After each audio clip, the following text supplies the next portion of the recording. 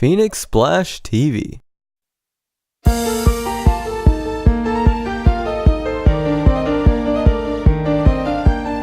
Tekken, the Fatal Fury OVAs, Street Fighter 2V, and not to mention the Street Fighter animated movie. It seems like fighting games somehow usually turn out to make a decent anime adaptation. There's something I grew up with. I used to go to a local video store in South Texas and buy a bunch of cheap anime VHSs. That was how I was first introduced to anime. And one fighting game anime that seemed to elude me was the Virtua Fighter anime. In fact, I didn't even know it existed until I did research for one of my Shenmue theories, which is crazy because it's one of my favorite fighting game series of all times. Now that I've watched it, what do I think about it? Let's find out. There are no spoilers in this video, so don't worry. Let's start by talking about the characters. Who is your favorite Virtua Fighter character? Everyone from up to Virtua Fighter 2 makes an appearance in this anime. It wasn't like Street Fighter 2V where they left out Honda, DJ, and Blanca. I thought it was pretty cool. The main protagonists are Akira, Pai, Jackie, and Sarah. I thought they were all done pretty well. Sarah had the least depth, but even then she still had some issues that she had to deal with being in Jackie's shadow. Some people might find Pai annoying, but I found her to be pretty charming. She has a brash attitude which is totally opposite from her calm attitude in the game. I thought it blended well with Akira's nonchalant attitude. Hey you! Move it! Anybody ever tell you you've got an attitude problem?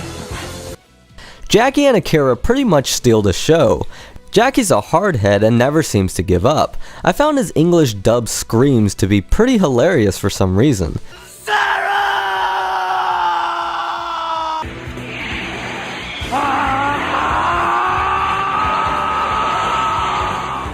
But now for the star of the show, Akira. Probably one of the best main characters in anime.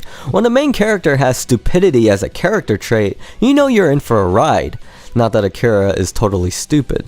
He's actually a bit like Ryu from Street Fighter 2V, with the fact that he likes to eat a lot. But I think Akira was done a bit better because he kept his character traits throughout the whole series. I'll work my way down the table. Oh, I'm in heaven! Well, I better not let any of this... Another cool thing about the Virtua Fighter anime was the fact that the non-Virtua Fighter characters were done really well. The Koenkai are pretty much the main villains of the anime, and they are ruthless as well as funny, especially that first boss guy.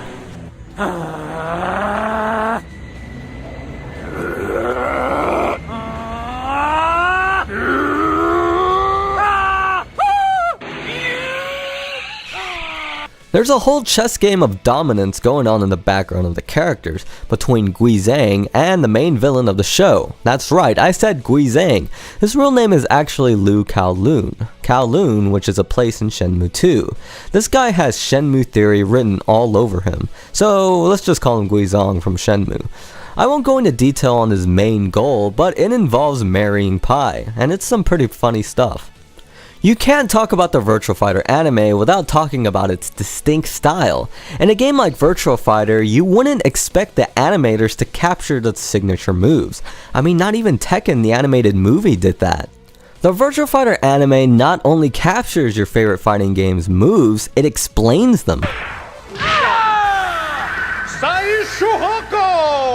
Saishuhoko uses the enemy's momentum to punch the face repeatedly with the fist. The speed and destructive power of this move is compoundable. No! Also, that narrator. Now, some people might not like the whole narrator thing, but I was a big fan of the old Batman 1960s show, and it kinda reminds me of that. The plot was pretty crazy. If you're into a story where anything can happen, then Virtua Fighter is for you. It's filled with a ton of comedy, some intentional and some not. Some of the things that happen in it don't make any sense, and honestly, that's what I loved most about it. Again, all of the characters were in it, which is something I really enjoy. I remember watching Street Fighter 2V and being disappointed that E Honda wasn't in it. That pissed me off because E Honda was my guy. The series has actually gotten a lot of praise. Some call it one of the best among those anime series that had fighting game origins. and I agree. They even made a video game adaptation on the Game Gear, which I actually played before I watched the anime. It's actually pretty cool. Virtua Fighter itself is really unique. There really is no story within the video games, at least as far as I know. I know that there is a backstory, but I have yet to find it anywhere in the games themselves. I heard it's in the manuals, but damn, I can't read this. Now, there was going to be a Sega Saturn game called Virtua Fighter RPG, but the idea later formed into another Sega classic known as Shenmue. This anime is one of the only forms of media that goes into the Virtua Fighter lore, and I found that to be pretty cool. Watching it made me feel nostalgic, and the music helped big time too. Actually reminds me a bit of Outrun, another Yu Suzuki arcade classic. All in all, it was a really cool anime, and I know, Game Analyzer talking about anime? Pretty wild.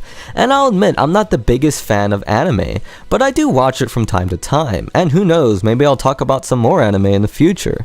So, thanks for watching. If you like what you see, don't forget to like, share, comment, and subscribe. This is Game Analyzer, signing off.